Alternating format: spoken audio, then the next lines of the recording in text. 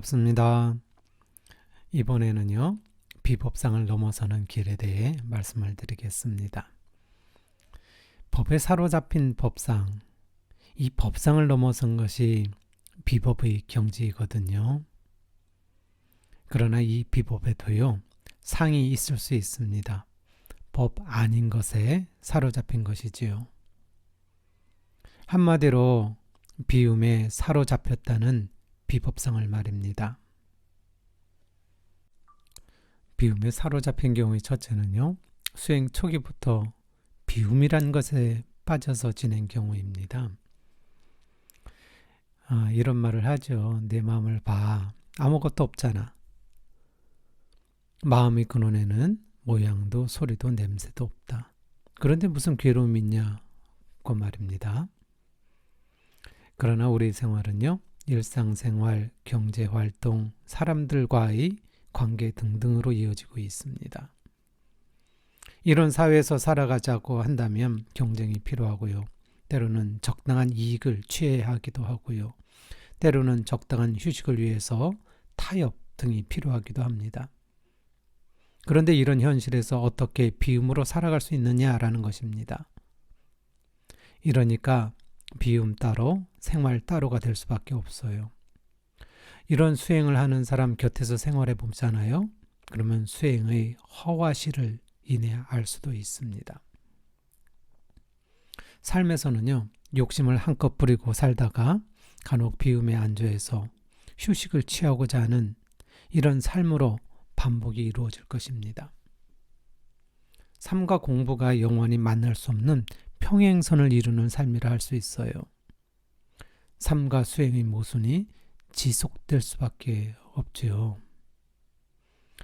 이런 것에는 그 전에 법에 의한 수행이 없었기 때문에요. 진리적 안목이나 생활의 힘에서 모두 부족하기 때문이라고 할 수 있어요. 이런 수행은 한마디로 빈 구석이 아주 많은 비법상이라 할 수 있습니다.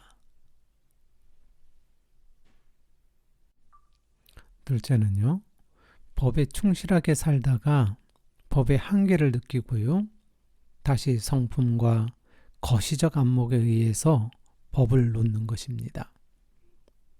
법에 충실하게 살던 사람은요, 기본이 충실해요. 진리적 안목이나 생활의 힘 모두 탄탄해서요, 생활에 절도가 있습니다. 주변 사람들로 하여금요, 신뢰를 얻기에 아주 충분하다고 할 수 있습니다.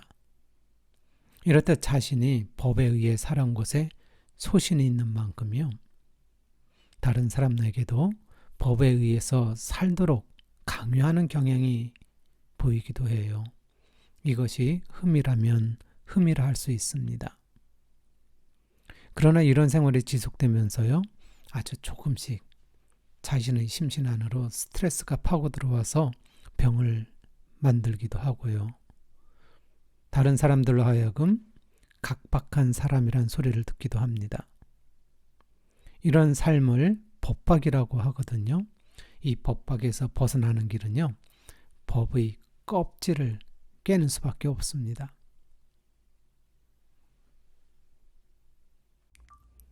법의 껍질을 깨는 것은요, 그동안 살아온 삶을 전부 부인해야 할 정도로요, 심리적 타격이 아주 큽니다. 그렇기 때문에 생각처럼 쉽지가 않아요.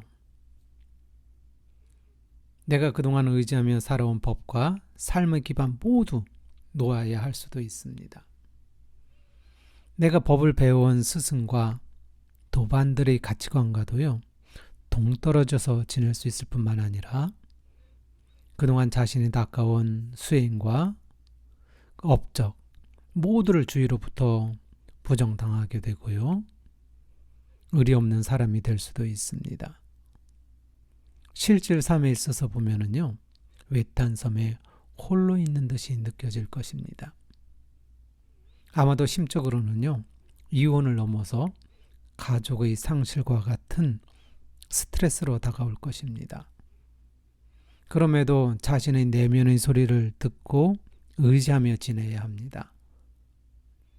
내면 진솔한 수행의 시작이라 할 수 있으나 사실 엄청 고독할 수 있다는 것입니다. 이런 과정들을 홀로 견뎌내야 하거든요. 수행자라면 다 놓을 수 있어야지 뭐가 어렵냐고 할 수 있어요. 맞습니다. 그러나 현실적으로는요, 이것을 넘어설 수 있는 수행자 몇 안 됩니다. 수행을 한다고 해도요, 대부분이 착한 범주에 있는 평범한 인간을 넘어서기가 어렵기 때문에 그래요.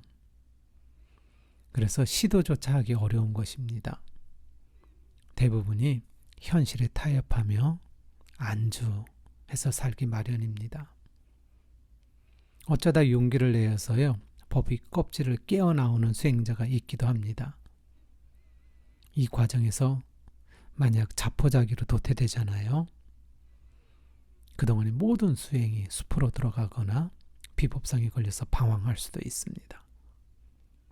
아쉬운 비법상이라 할 수 있어요. 비법상을 넘어서는 길은요, 법에 따라, 주변의 생활 습성에 따라, 집단관념에 따라 그동안 아주 당연하듯이 따라 살던 그 모든 것들을 놓는 것부터 비롯이 됩니다. 그러나 자기를 모두 부숴버리는 듯한 그런 고통과 외로움이 따를 거예요. 이것을 견디고 내면에서 발현시켜가는 것을 끝내놓지 않는다면 언젠가는 비법상을 넘어서 큰 도를 얻는 데 이르게 됩니다. 큰 도에 이르는 길은요, 내면에서 발현시켜 가는 것입니다. 가다 보면 싱그러운 법이 윤곽을 드러내기도 되는데요. 이때 그동안 닦아온 법과 생활에 대조하고 또 대조해 가야 합니다. 대조한 것이 내면의 소식과 그동안 닦아온 법과 다를 수 있어요. 이때 화두를 들고 반조해 가면서요, 그 해답을 찾아내고자 해야 합니다. 그런 여정이 계속 이어질 거예요.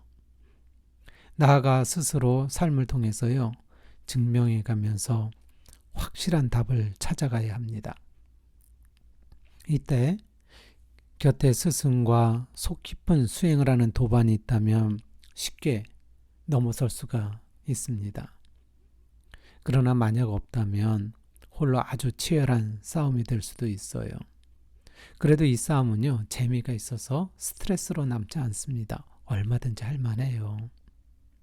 하고 또 하다 보잖아요.